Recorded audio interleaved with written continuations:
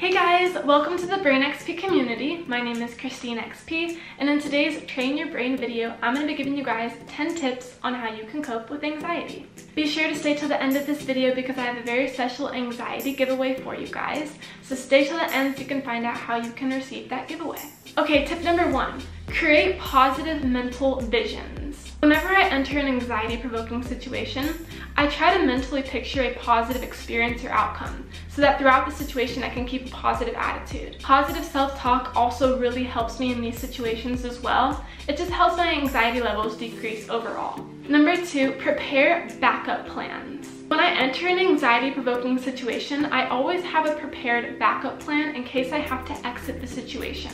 For example, I'll have someone on call for me, such as a parent, a friend, a family member, just someone you trust, that when I'm in a situation, if I have to exit it because my anxiety levels are just too high, I send them a text, I give them a call, they come and pick me up.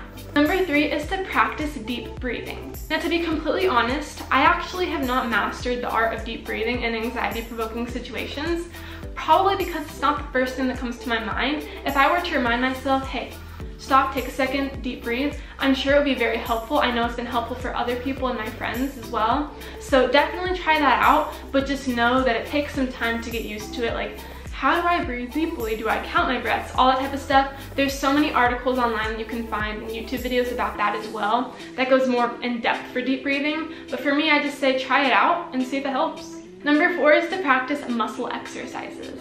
Now, I learned about muscle exercises way back when I was in 6th grade in my very first therapy session. I was like 11 years old. I was so scared to be there.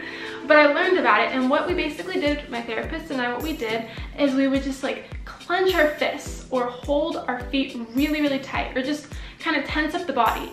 Leave that tension there, and then release after a few seconds. And honestly, that has been so beneficial for me, especially in school. Like when you're sitting at your desk and it's just like, oh, I want to move, I'm restless, whatever, you know? Clench those fists under the desk, hold, release. It's actually very helpful. Number 5 is to practice aromatherapy. Now, the cool thing about aromatherapy is that there are just so many options for you to be able to practice this. You can actually purchase like essential oils, necklaces, or other jewelry options as well. But basically you have essential oils and aromatherapy following you everywhere. Ultimately, I found that scents can just be very calming. I actually have a lavender mist that I spray across my room before I go to bed at night, and it's really soothing. Number 6 is to find distractions. Now, distractions can interrupt an anxiety attack or a panic attack, which is why I always try to find a distraction when I feel my anxiety levels going really, really high. And distractions are actually everywhere around us, so it's kind of just up to us to find what's going to turn my mind off of panic mode. Number 7 is to find coping strategies. Now, I always like to observe my anxiety levels in the situations I'm in when I'm feeling anxiety.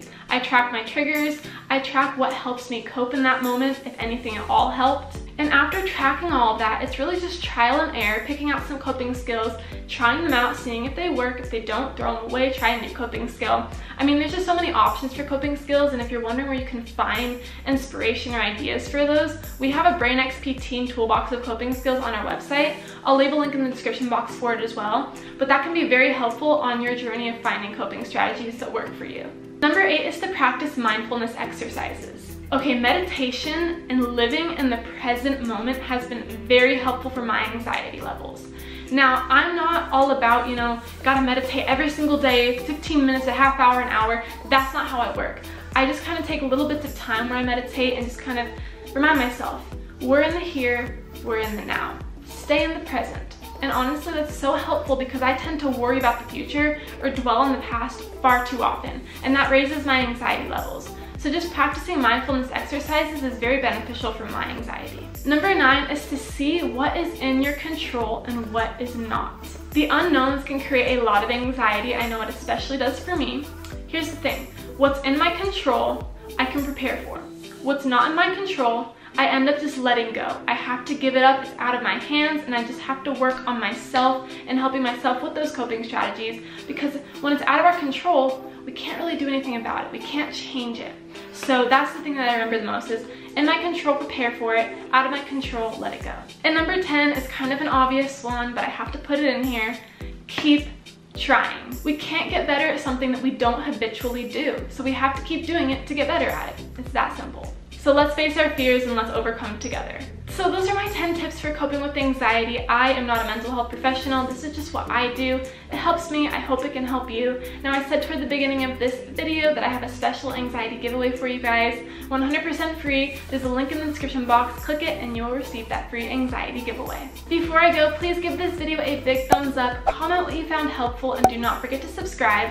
Also, follow BrainXP on Instagram and TikTok to join our community there. Thank you all so much for watching, and also just want to throw out there that we have an anxiety video event for teenagers, specifically back to school anxiety focus and how you can cope with that, coming out next week. So please stay tuned and make sure you're subscribed so you'll know when that comes out. But for now, stay positive, keep smiling, and I will see you in the next video.